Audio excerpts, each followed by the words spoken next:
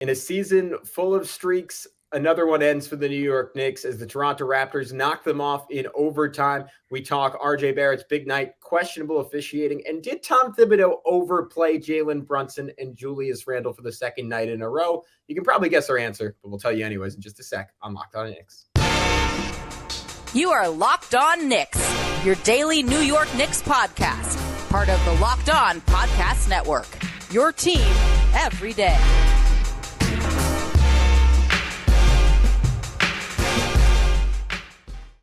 You are Locked On Knicks, your daily New York Knicks podcast, and we want to thank you for making Locked On Knicks your first listen today and every day. We're now available on all platforms, and that includes on YouTube. So if you haven't already, head over to YouTube and throw us a subscription so you never miss an episode. That is huge. You don't want to let a great one pass you by. We got a really exciting guest coming up tomorrow morning. So perfect time to like and subscribe. But until then, I'm Gavin Schall, your favorite play-by-play broadcaster's favorite play-by-play broadcaster. He's Alex Wolfe, editor-in-chief of The Strickland, the greatest Knicks website in the whole wide world.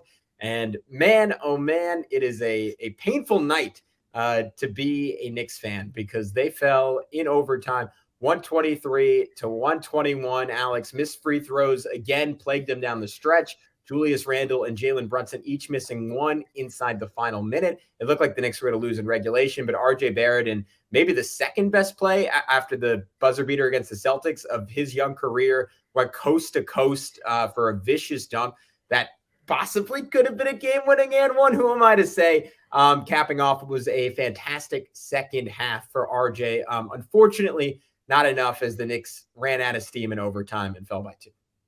Yeah, I almost would say it's more impressive than the Celtics one, just because of the presence of mind he had to have to pull that play off. Like, first off, understanding no timeouts left, got to run the floor, gets the board, and didn't rush it. Like, he didn't just like switch into full speed and just go, okay, gotta go, and like run down and then take some ill-fated layup that, like wasn't a good shot. He brought it down fast enough, understanding how much time was left, and then, took just enough time to take a little hezzy and got inside, blew by Scotty Barnes, got fouled, didn't get it called, and finished with that huge dunk. And really, I mean, I thought that was going to be enough of a momentum shifter that the Knicks would end up winning it. But unfortunately, when you have three guys that play, your three core guys play 42 minutes or more, RJ playing 49 minutes, I think they honestly just ran out of steam down the stretch in overtime. So unfortunate ending to what was an amazing play by RJ there. But it wasn't even just that play. I mean, I thought that in the second half, he did a lot better job. First half was rough for him. I mean, he couldn't make anything. It was just, he wasn't necessarily taking bad shots. It's just nothing was going in. And then in the second half, it all started going in for him. He at least buoyed that effort in the first half with free throws, which was good, which kind of got him going towards the second half. And then second half, just fantastic stats, 16 points, 6 of 10 shooting, 1 of 4 from 3, 3 of 3 from the free throw line. And I just thought, I'm with you, man. Like, I thought it was one of his better games, or at least one of his better halves of the season so far, to end up in the very end of all things with 32 points on 10 of 23 shooting, an unfortunate 2 of 9 from 3, but 10 of 11 from the free throw line, 7 boards and 2 assists for the game. I thought it was a fantastic effort for RJ. Yeah, I thought it was a very mature game from him where, I mean, we saw him do something that I think in the modern NBA, guys are figuring this out younger and younger, but it's not something that stars of the past. Like, I think it took LeBron a while to figure out how to do this net, and that's matchup hunt.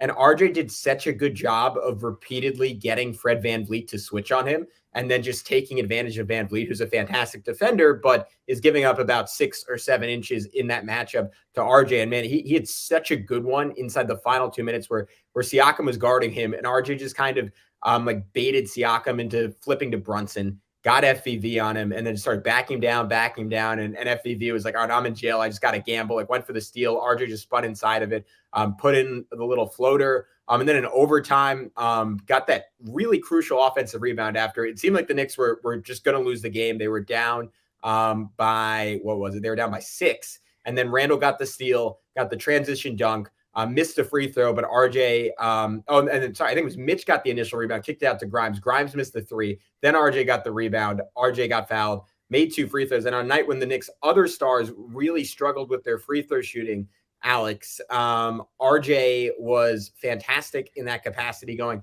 10 for 11 from the line. Also had 7 rebounds, also had 2 assists to go along with the 32 points. This is a game where he started 3 for 12. So from that point forward, he was 7 of 9 from the field. Obviously, you would like a better start, but it felt like you could kind of see the young legs with him, and also the fact that he maybe missed so much time with the finger. He doesn't have quite as much wear and tear as Brunson and Randle do. He just seemed to have a lot more juice over the second half of this game than those two did. Yeah, I'm with you. And I don't think that he or the Knicks were done any favors by the officiating in this game. There was just Tibbs been known to get a little critical of calls sometimes, and oftentimes, like, excuse me, I say this pretty much every year at some point during the season. Like, my normal stance on referees and fouls and everything is like, if it came down to one missed call or something late in the game, you kind of just have to assume that that's a possibility. And, your team probably just should have done something better, at some point in the game, to make it so that it wasn't that everything didn't hinge on that one foul call. But this game, there was a lot of weird officiating. And at times it felt like double standards, like that RJ. So I already mentioned, I think, I don't just think, I know. I mean, if you look at the video again, RJ got fouled on that dunk at the end, and it was not called. Like, RJ dunked to his left hand because he's a lefty, but Barnes had his right arm like gripped in his hand, and it was not called a foul. And that was like an attempt to hold RJ down from dunking the basketball. And luckily he had enough spring on him that he managed to get up and do it. But shortly before that, Barnes had gotten himself a foul call, and there were like 50 of these in this game, where it was a foul call that originated from the Knicks essentially having a hand lightly placed on the Raptors player's back.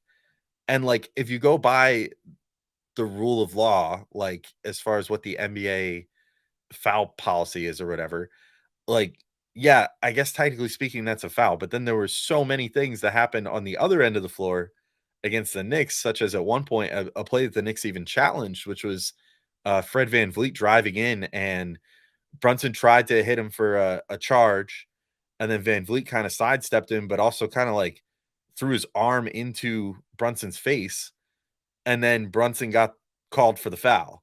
It just didn't make any sense, and there were so many calls like that that proved to be so pivotal in this game. I'm really curious to see what's going to come out in the last 2-minute report. Not that it's going to matter, because it's not like the Knicks are going to get awarded a win for the refs not knowing how to do their job. But this is like the once or twice a year where I look at a game and I say, you know what? This one was so bad that I think the refs cost the Knicks this game, and that they have a real gripe here. And it was unfortunate that for a game that I thought that they played really well, they showed some fortitude in this game. Like, the Raptors got out early on them and were up by like 8, I think, early on, or maybe even pushed it to 10. And it looked like it was maybe going to turn into just another, like, one of those weird games where no matter how good the Knicks are playing, the Raptors find a way to just like beat the tar out of them. And it didn't happen. The Knicks like came back, and then they took a lead themselves and looked like they were going to get another win. And then it just sort of seemed like at a certain point, it was time for the Raptors to go to the free throw line a ton of times, and not for the Knicks late in this game. So I found that to be, for as great as RJ's play was, I found that to be easily the most disappointing part of this game, was the fact that I think that the Knicks really should have won this one, if not for the officiating. Yeah, Alex, I have some thoughts on that. And I think another big factor is how many minutes both Jalen Brunson and Julius Randle have been playing of late. They looked very much worn down to me down the stretch of this game. But Alex, the one thing in the world that's almost as annoying as bad officiating is unwanted subscriptions. So if your New Year's goals are to manage your budget better and save money, you need Rocket Money. Rocket Money, formerly known as Truebill, is a personal finance app that finds and cancels your unwanted subscriptions, monitors your spending, and helps you lower your bills all in one place. Over 80% of people have subscriptions they forgot about, like the streaming service you bought to watch just one show on, or that free trial that you never ever used. Rocket Money will quickly and easily identify your subscriptions for you so you can stop paying for the ones you don't want. Rocket Money makes canceling subscriptions as easy as a click of the button. Find the subscriptions you don't want and press cancel, and Rocket Money will cancel it for you. No more long hold times with customer service or tedious emailing back and forth. Over 3 million people have used Rocket Money,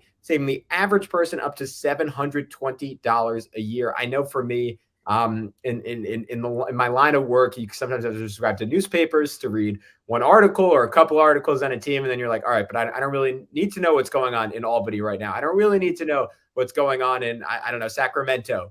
I should cancel that, but sometimes you forget. And with Rocket Money, that would never ever happen to me. So stop throwing your money away, cancel unwanted subscriptions, and manage your expenses the easy way by going to rocketmoney.com/lockedon. That's rocketmoney.com/lockedon. rocketmoney.com/lockedon. All right, Alex, with that, we are back on Locked On Knicks. I'm with you. I'm with you on the officiating. I thought this was a bad game. Honestly, like maybe not popular to say. I kind of thought there were some bad calls even that went against the Raptors. Like to me, what killed me in this game was just the inconsistency. To your point, like iHeart getting called for like touching someone on like the small of their back, and then there were like shoves that didn't get called.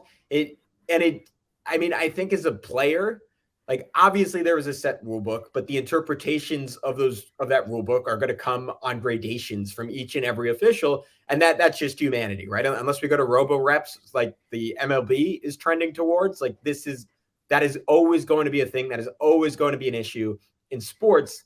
But when players can get a feel for how it's going early in the game, and then that is consistent throughout, they can adjust, they can acclimate. And I think when fans get frustrated and when players get frustrated, it tends to be because a call is made in the last couple of minutes that is not a call that would have been made earlier in the game, or vice versa. And that is unfair to the players because they are playing a game that they are extremely good at, but can't win because they don't know what the rules are at a certain point. And that gets very, very tricky. And I think the other big issue for the Knicks in this one was the fact that last night the Knicks were playing the Detroit Pistons, one of the worst teams in the NBA, missing their two best players in Cade Cunningham and Bojan Bogdanovic. And despite that, Julius Randle played 40 minutes and Jalen Brunson played 42 minutes. That was not good. And to be fair, the Knicks needed it to some extent because the Pistons were threatening. But you look at a guy like Obi Toppin, had no chance to get in rhythm. You look at a guy like Deuce McBride, who has fallen out of favor despite that astronomical net rating still being in place. He only played 5 minutes that night. And then again today, that trend was true. And to some extent, I agree that they needed to play down the stretch. But I look, Alex, at the bench, and you see Immanuel Quickley with 14 points, made all 7 of his free throws, 21 minutes on the court, got it in the final 2 minutes. And the second he entered into the game, made a game-changing play when he drove that closeout by Fred VanVleet and got fouled by OG Anunoby at the rim on a reverse layup. Like, IQ's been playing as well as anyone on this team, not named Brunson or Randle. And for him to not get on the court, and instead for those guys who were just clearly gassed to be forced to play like essentially the whole fourth quarter and all of overtime. Like you could look at it for Jalen Brunson. He scored his first bucket in the fourth quarter with 7 minutes and 17 seconds left. He didn't score again until he made that one free throw inside the final minute. I thought fatigue was just a major, major problem for those guys. Yeah, and it's, it comes back to some Tibbs hallmarks, right? Like Brunson played 11:53 out of the fourth quarter. RJ played 12 minutes. Randall played 8. So they all closed that quarter out and then played, the entirety of overtime. You saw, it was due to foul trouble, to him fouling out, but the Raptors did eventually sub another guy in, but in overtime. But I feel like they also managed their guys a little better going into the possibility of an overtime. And the Knicks do sort of have, to your point, that sort of luxury, I guess, of having a guy in Quickley that's playing so well. I don't understand why they didn't throw him in for one of, like, even if you just do like for RJ or for Brunson. Probably Brunson would be the guy. I mean, he played so many minutes yesterday and then played, as many minutes as he did today, including playing basically the entire fourth quarter and then all of overtime. It's like, give him just a small rest at the beginning of that overtime, and maybe that makes a difference down the stretch, because he's the guy that you're probably going to want taking that final shot. He was the guy that took the final shot. And look, if that shot goes in, we're probably not talking about this. We're just like, oh my God, Jalen Brunson, what a warrior. He made it, but in retrospect, when you're staring a loss in the face, you can't help but think to yourself, like, would that have slightly gone differently if he was just slightly more rested, after if he got like a minute or whatever and of rest at the beginning of overtime, and then at the first stoppage of play, you sub him back in for Quickley. Like, would that have really changed anything for the Knicks in that overtime when everybody was dead-legged? To get some fresh legs in there, it could have proved to be an advantage for the Knicks, to have someone in there with fresh legs that didn't just close out the fourth quarter for like 10 straight minutes and had a little more pep in his step. So we'll never know, but it's just one of those minor annoyances with how Tibbs manages games. And to your point, could have all been avoided in many ways if they had just trusted their bench a little more against one of the worst teams in the league yesterday.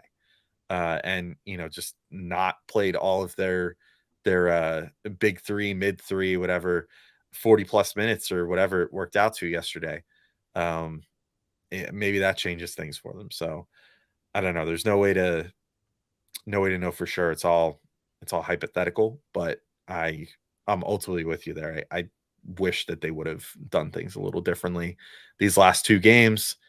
And again, granted, maybe if some of the officiating goes differently or Brunson makes that shot at the end, all we're talking about right now is like, wow, another 4-game win streak. What a life we're living right now, watching this team. But after a loss, it's like, all right, well, now we got to, it makes more sense to take a look at this stuff from a little more sober of a perspective and say, like, yeah, all right, maybe they win this game if not for the fact that Brunson and Randle were just so extremely gassed.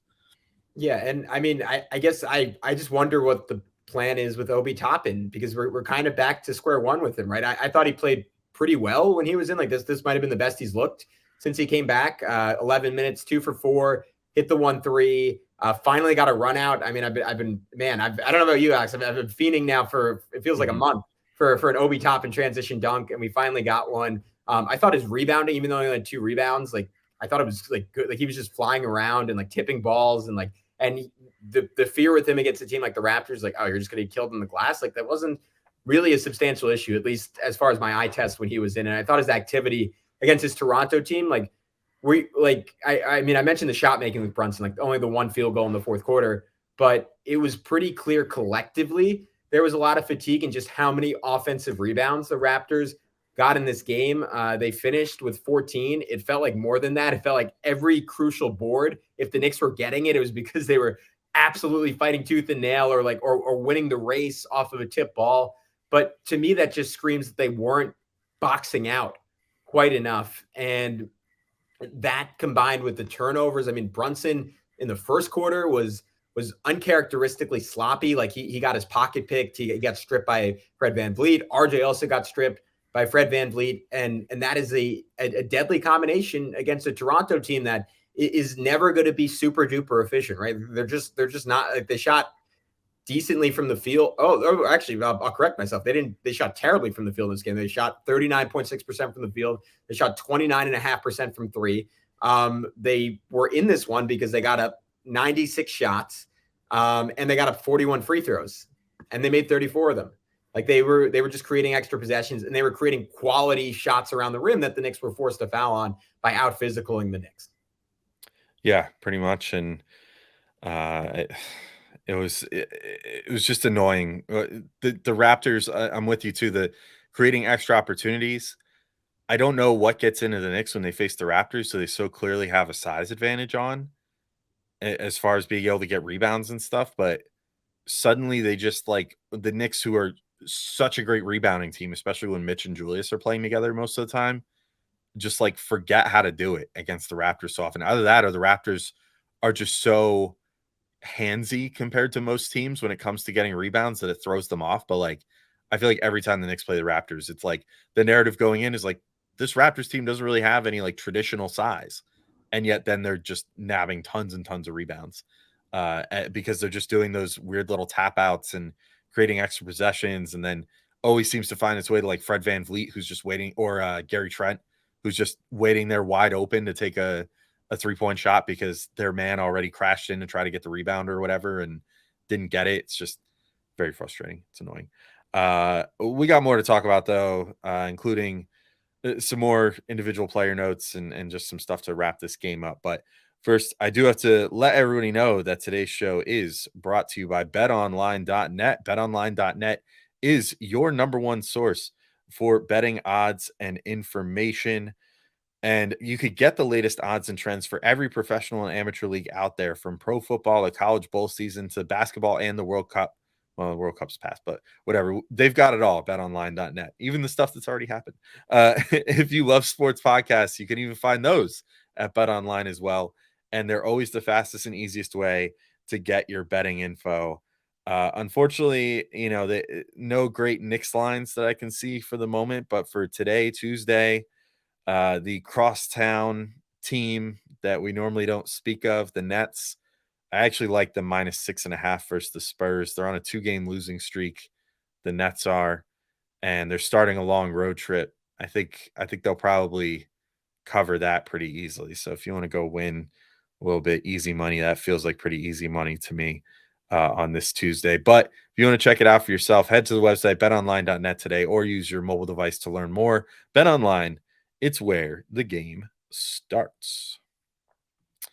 All right, and we're back, Gavin, talking about this Raptors and Knicks game, and I'll leave it to you. Well, you know what? No, I'm not gonna leave it to you. I'm gonna take this opportunity to shout out Quentin Grimes. Mm.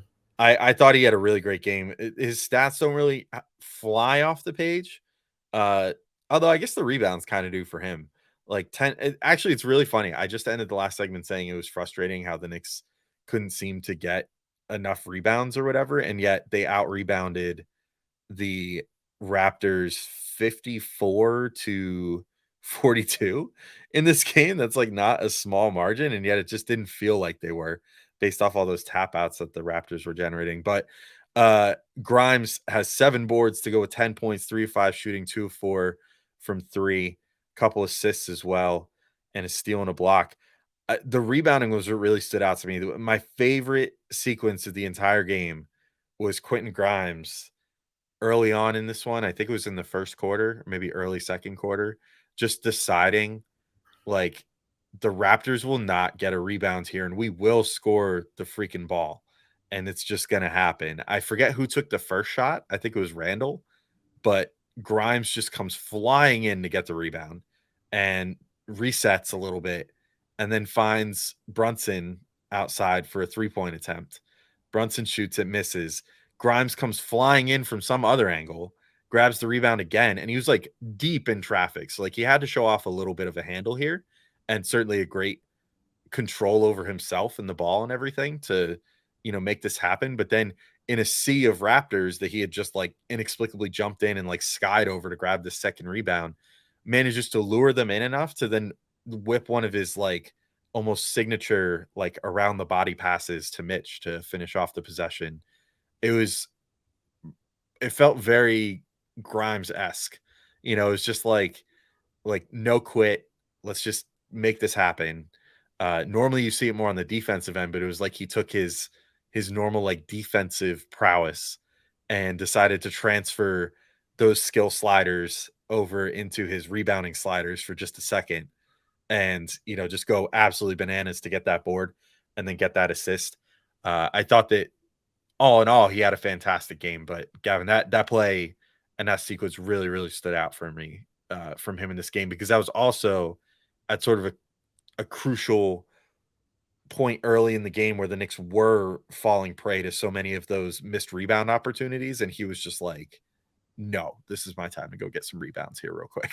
Yeah, I guess, I mean, it's an important note. The Knicks were kind of answering the Raptors' offensive rebounding with great offensive rebounding of their own. I mean, Mitchell Robinson, as usual, really stood out in that category, had 5. Jalen Brunson had 4 offensive rebounds in this game. Grimes had 3. Randle had 3. Hartenstein and McBride both had 2 off the bench. So I felt like the Knicks were sort of like, all right, we see what you're doing. We'll raise you one, and they were fantastic in that capacity. But Grimes, I'll quickly note, like a little pushback, even though I agree with you that play was amazing. Defensively, he had 2 pretty bad moments in this one where he bit on that Van Vliet pump fake, and then, as Clyde pointed out, still was able to rotate and get like a pretty decent contest, but Van Vliet hit a crucial 3 as the Raptors were coming back down the stretch. And then to me, the far more egregious one was in overtime where so he's guarding Van Vliet at the top of the key, and then he was guarding Siakam. Oh no, I'm getting this mixed up. He's guarding Van Vliet. Mitchell Robinson is guarding Siakam. And then Van Vliet comes over and sits a back screen on Mitch. And Grimes seemingly doesn't communicate to Mitch that the screen was coming. But then if Mitch gets caught there, Grimes just has to switch on Siakam, or that's a dunk. And Grimes never moved. And Siakam just caught a pass, cutting straight to the rim for a dunk. Again, that's one of those plays where you're like, you could push that off to fatigue. And on a night where Quentin Grimes was out there for 40 minutes. And again, someone inexplicably, Immanuel Quickley only played 21. You could say, all right, I mean, that tracks, that he was wiped and he wasn't thinking, and he gave one up. But that's another one of those plays that, like, if it's defended a little bit differently, like, could have swung this game for the Knicks. And then I want to circle back on Julius real quick, because even though he didn't shoot well in this one, 7 of 20, missed that big free throw down the stretch, which knifes you. And honestly, like, I didn't have confidence that he was going to make both those free throws down the stretch. Did have 15 rebounds, did have 8 assists, and played what I thought was about as close as you could come to like a perfect first quarter offensively. Particularly the way he got Mitchell Robinson going in this game. Like first, like, hit Mitch on a lob where it was just perfectly paced. Like, he was just waiting for Mitch to come down the lane, perfect trajectory on it. And then pump Scotty Barnes into oblivion, let Mitch's man come up, hit him on a second lob. And these were 2 guys, Alex, last year they may be connected on, I don't have the numbers in front of me. I'm going to guess. this is pretty close. 4 lobs the whole season. Like that was 2 in 6 minutes. And then torched Scotty Barnes on a crossover, sped in for a big jam. Again, sped by Scotty Barnes. Again, slipped it into Mitchell Robinson for his 3rd dunk of the quarter off of a Randle pass. Then hit a wing 3. Then crossed over Juancho Hernan-Gomez and got another dunk. So the combination of the passing and athleticism, like, if I were to quickly sum up, like, plus the 3-point rate, what is different about Julius Randle? It's that. I actually went back and looked. During his second-team All-NBA season 2 years ago, he had 25 dunks the whole season. Halfway through this season, he already has 24 dunks. So he's better athletically, certainly, than he's ever been on the Knicks, and I would argue at any point throughout his career. Yeah, Randle at this point, I had a thought to myself when he hit those dunks in this game. He's done like one of those every single game for the last like 3, maybe more games. Like, he's both of the other games over the weekend. He also hit like one of those like thunder dunks in at least one of each of the games. And I'm trying to think which whose life was it that he completely ended? Was it Sadiq Bey? Or, I mean, there was the one where he just absolutely went crazy and like jumped. I think it was Gafford. Maybe I thought it was. Oh, maybe it was Gafford. Yeah, maybe that one was the Wizards. I don't know. I mixed those 2 games up because I watched them like back to back. So, but like, yeah, it was. He's been just athletically looking different. It's like, that's where it reminds me of, remember 2 years ago, and we've occasionally said this year, where it's like every once in a while when you're watching Randle, it makes you think about LeBron with the way that he does certain stuff. Yeah. And the way that he just blows by, and then it's just like time to elevate, and just like gets up and like climbs the ladder and just absolutely dunks all over everybody, and not just doesn't just dunk, but dunks in such a way that it just feels like it completely, if you're on the road, sucks all the air out of the room, or if you're at home, just completely makes the crowd an entire part of the game again, like makes them the 6th man on the court. And Randle has been busting those out like crazy lately, particularly in the most recent games. So it's kind of cool to see him. I feel like he almost deliberately for a while, maybe to prevent injury or whatever, was avoiding doing that sort of thing. And I've always sort of felt the same way with RJ. But then in this game, we see both of them do it. RJ down the stretch just really looked poppy. with that final dunk, obviously. And then, he's kind of been looking more vertical too. It's like both of them have just kind of had to switch off of like, maybe we should just start dunking on people. and RJ also, I mean, I forgot to mention, had that sick no look to Randle for Randle's second dunk of this game. Yeah, which was great too. I don't know, but Alex, was there like one other guy who stood out to you in this one? Yeah, I actually wanted to give a little shout out to Hartenstein. Normally, I have not been super thrilled with him this season overall, but much like I was saying with regard to Mitch, and how in some of the previous games he sort of got a little what's the word? He was not done any favors by the officials. Let's put it that way, to put it politically.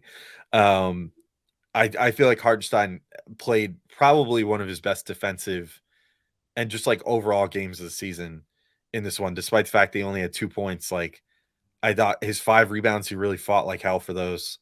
He in 15, 16 minutes, I thought that he did everything you could have wanted out of him, and honestly made the Raptors' lives really hard, and just got really crushed, just like so many Knicks did, by not knowing how physical he was allowed to be with certain guys. And then meanwhile, on the like getting called for fouls on one end, then going up for rebounds and stuff, getting mugged and not getting calls in his favor. I thought that he played a really good game. It's still just a 1-game aberration to me potentially, unless we start seeing better out of him all the time going forward. But for one night at least, or one day, for this day game, I thought that he did really well. I guess the last thing that I'm sure that we would both want to make sure to acknowledge before closing out the show too, of course, it's Martin Luther King Jr. Day, and the NBA always celebrates it. So just would give thought, the Knicks played little quotes throughout the broadcast or whatever, but Clyde always makes the most poignant point, as far as I'm concerned, as far as Martin Luther King Jr., which is, without him and the civil rights movement, and it's such a small piece, obviously, in the grand scheme of humanity, but the thing that we enjoy, that we get to do a podcast on, would not be the same at all without his contributions to the civil rights movement, and really sparking it as he did. So in general, his contributions are far reaching, but as far as the game of basketball, if we're looking at it through that scope, he created so many opportunities for guys that we get to watch every day now. And it's always cool every year to see the players, but as I said, especially Clyde, get to speak about Dr. King's impact. So that was cool in the broadcast today as well. Yeah, I mean, and he mentioned it during the broadcast, and it feels weird, right? Because we grew up with Clyde, and he's into both of our adulthood. He's still doing this, and you can forget how long ago, or you could look at it the other way and say how recent it was in the grand scheme of things that he played. But he was talking about how, like, during his career, like, there were quotas on how many Black players you could have on a team, which is, I mean, in what is, and look, the NBA, like, we don't have to get too far into it, like, certainly still has massive issues. Like, I mean, most notably, like, their relationship with China right now. And there's the whole Daryl Morey fiasco around that a year ago. But what is generally considered a very forward-thinking league, it's kind of crazy to think about how, I mean, 20 years into its existence, that was still a massive problem, and a league that is driven by and large by Black players, like, literally said you can only have this many on your team. And Clyde said, you know what, in New York, it wasn't as much of an issue, even though, I mean, you look at those championship teams, and they were like, there was a lot of white guys on them. I don't know how else to frame it. But he was saying in New York, like, he didn't really think that was like a phenomenon that was taking place, but that was sort of an unspoken rule in other places, and it influenced who got into the league, how players were treated in the league. And that's not to get into like what was going on like the 20 years before that, which was like even worse, and like players literally not being allowed to eat with their teammates. And I guess I just say all that to say, like it is all relatively recent history. It is issues we're all still grappling with today, but it's Clyde is like so integral to be on there to say, like, oh, I lived this. This isn't something I read about. Like, this was my experience. So I think that's cool to have as Knicks fans. Yeah, and gives you it just puts into scope how far we've come and yet how far there still is to go as far as civil rights in this country. So yeah, Clyde's always my favorite person to listen to on that day, and it did not disappoint today. So anywho, thank you all for listening. We will have a number of good episodes for you guys this week. I think we have Mike Scotto coming for tomorrow's episode. So that will be our Wednesday episode. I think we're planning on perhaps doing some trade targets later on this week. And then, of course, some more game recaps for you all as well. So till next time, when we've got more great stuff coming, thank you all for listening, and we'll talk to you all soon. Peace out.